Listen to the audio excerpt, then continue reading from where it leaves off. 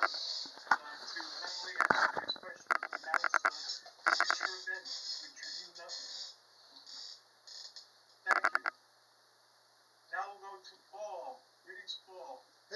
greetings there, Hercules. Yeah, this is such an interesting topic. I mean,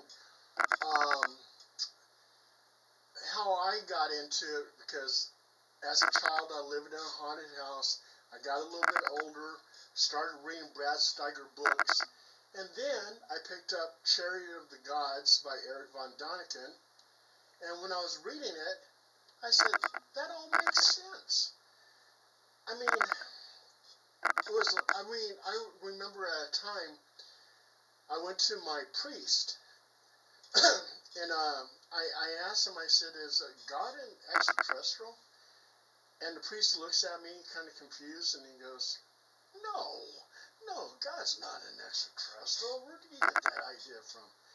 I said, well, just answer me this, Father. If God comes from the heavens, and he wasn't born on earth, that means he's not terrestrial. Wouldn't that make him extraterrestrial? And the priest is looking at me. He lights up a cigarette and he goes, all right.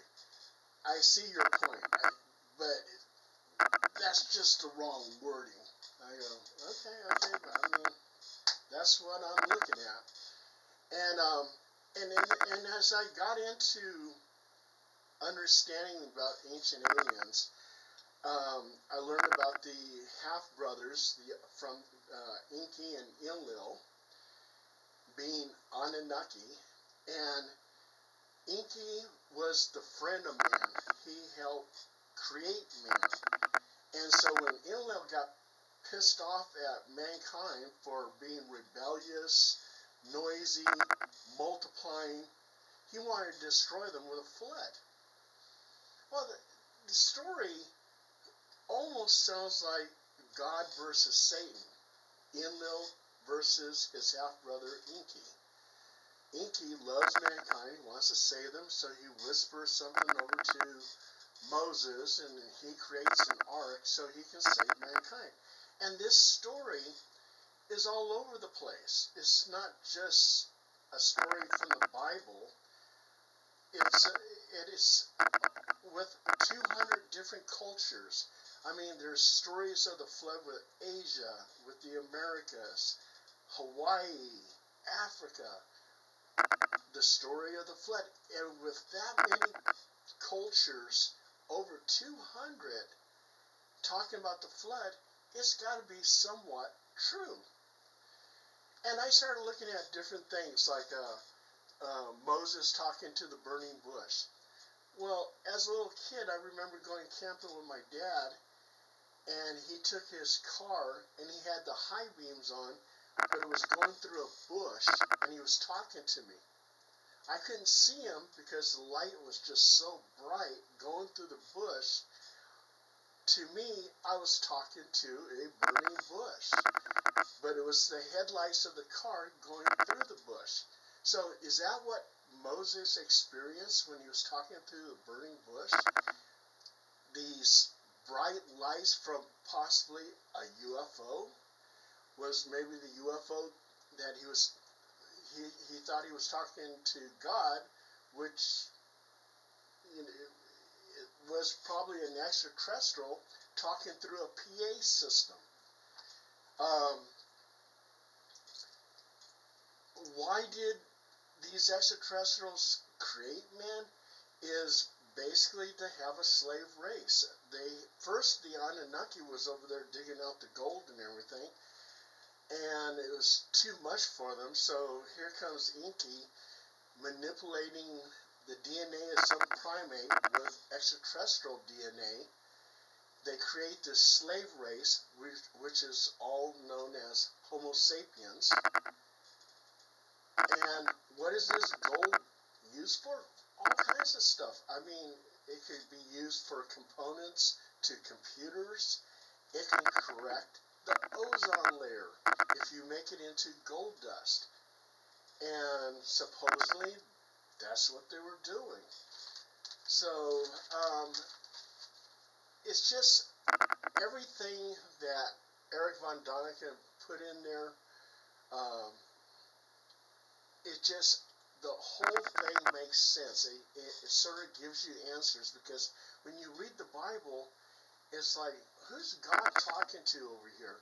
And what is this Garden of Eden? Garden of Eden, and you think about it, and you go, wow, that sounds like a testing ground. It's a testing ground because you have Eve and you have Adam, and they have free will, and will they be obedient? It's like a testing ground for their creation, Adam and Eve. Don't eat from the tree of life. Leave that apple alone. But there's that temptation, and Satan, which is most likely Inky, saying, go ahead, you'll get the knowledge of God. Go ahead and take a bite of that apple. The whole thing just makes sense. The cherry of the gods gave me answers, and I embraced it. And to this day, I'm still fascinated with the subject. And you'll see me in front of my TV when Ancient Aliens is on, because I'm very committed to try to find the answers. The seeker of truth, and that would be me. I have one question for you, so seeker of truth, before you move on. So if the gods from space return, they said, okay, we're back now. All of you go back to digging gold nuggets out of mountains. Would you be jiggy with that? No. I would. That's too hard to work. Especially at my age, that'll break my back.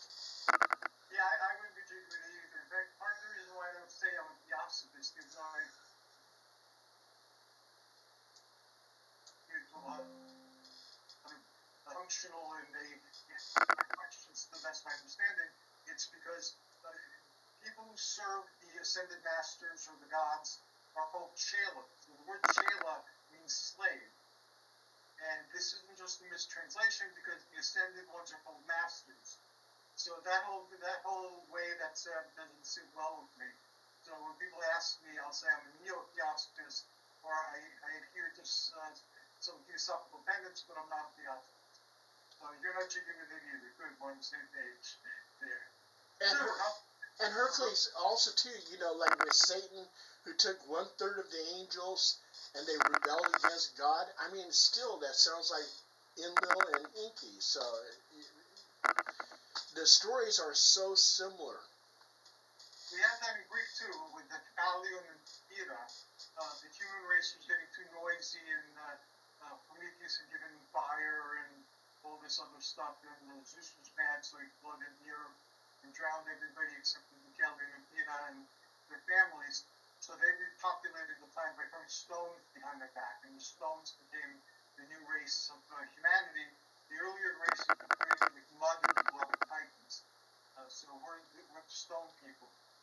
But essentially it's the same myth, and Prometheus was punished by being tied to a stone, and a vulture or an eagle or a griffin, depending on who you read, would eat his liver all day long, and then fly away, and the liver would grow back painfully.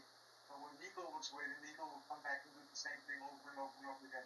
And so he was punished for creating humanity and for making them do all the things that the doubts objected. And also too, with that my burning bush idea. Also too, I had a friend who was on a date, and he parked the car so he could have some alone time with his date. And all of a sudden, he saw these lights from the bush, and it says, "Step out of your vehicle." He thought it was God, but it was a police officer. So.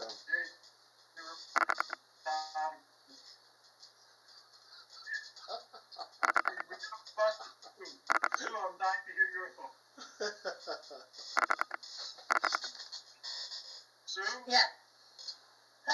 Well, from what I understand, in the beginning, we were actually spiritual beings, very similar to just light. A lot of light, a lot of energy.